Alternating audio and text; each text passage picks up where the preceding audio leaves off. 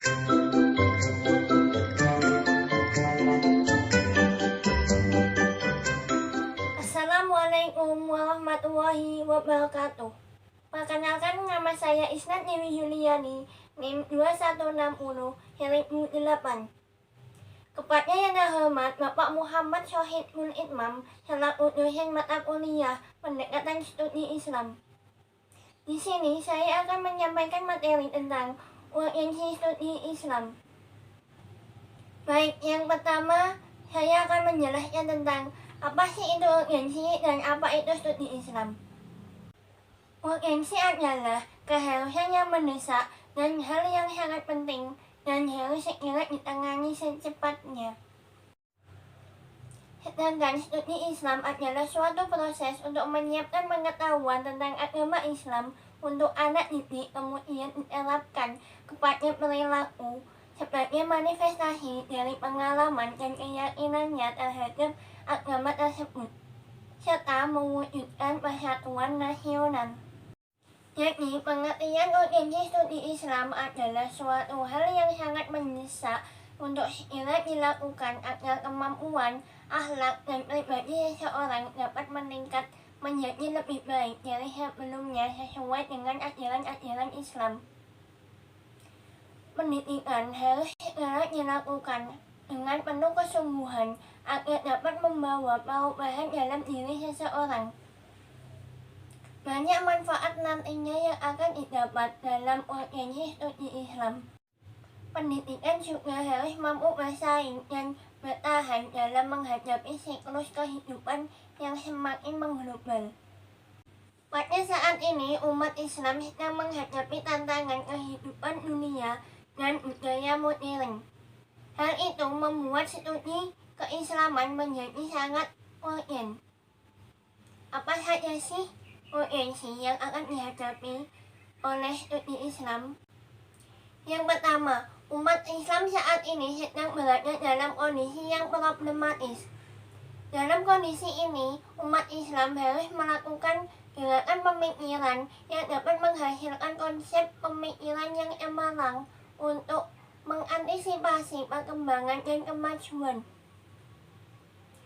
Jika umat Islam hanya berpegang pada ajaran ulama terdahulu yang diyakini sudah sempurna, serta tidak ada keberanian untuk melakukan pemikiran ulang, berarti mereka berada dalam kemandangan intelektual yang pada gilirannya akan menghadapi masa depan yang suram.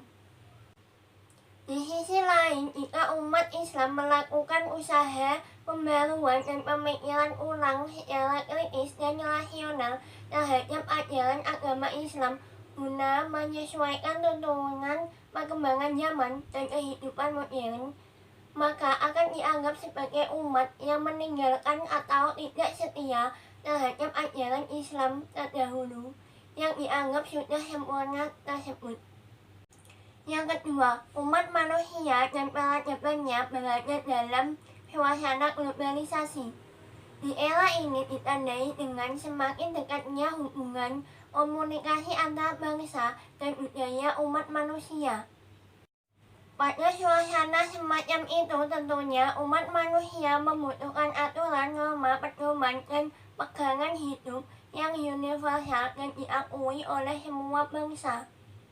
Di sisi lain, teknologi justru semakin menjadikan manusia kehilangan identitas diri, menurunkan derajat kemanusiaan, dan menyebabkan terjadinya proses dehumanisasi yang menyebabkan manusia kehilangan sifat-sifat manusiawinya. Jika ilmu pengetahuan dan teknologi modern dibiarkan berkembang terus secara bebas tanpa kontrol dan pengarahan, maka akan menyebabkan terjadinya kehancuran dan malapetaka yang mengancam kelangsungan hidupnya dan peradaban manusia itu sendiri. Di sisi lain, serta urgensi studi Islam dituntut untuk mampu menggali kembali ajaran-ajaran Islam yang murni, yang bersifat manusiawi dan universal, yang mempunyai daya untuk mewujudkan dirinya sebagai rahmatan lil alamin. Yang ketiga, Situasi keberagamaan di Indonesia cenderung menampilkan kondisi keberagamaan yang legistik dan formalistik. Situasi legistik dan formalistik menjadikan agama harus dimanifestasikan dalam bentuk ritual formal, sehingga muncul formalisme keagamaan yang lebih mementingkan bentuk daripada isi. Kondisi itu menyebabkan agama kurang dipahami sebagai jasa moral dan etika yang bertujuan membebaskan manusia dari kebutuhan dan kerusakan moral. Di samping itu, formalisme keagamaan yang cenderung individualistik daripada kesatuan sosial mengakibatkan munculnya sikap negatif seperti kolusi, korupsi, dan nepotisme. Oleh karenanya, signifikansi studi Islam di Indonesia adalah mengubah pemahaman dan penghayatan keislaman masyarakat Muslim Indonesia secara khusus dan masyarakat agama pada umumnya. Dalam kondisi yang problematis, suasana globalisasi dan keberagamaan yang legistik dan formalistik, studi keislaman menjadi sangat urgent. Untuk itu, studi keislaman diharapkan. Yang pertama, studi keislaman dituntut untuk mampu memberikan alternatif dalam pemecahan masalah dan memberikan jalan keluar. Yang kedua, studi keislaman harus mampu beradaptasi dan menjawab tantangan zaman dan dunia modern agar tetap berpegang teguh pada Al-Quran dan As-Sunnah. Yang ketiga, studi keislaman harus mampu memberikan pedoman serta pandangan hidup sebagai muslim yang sejati.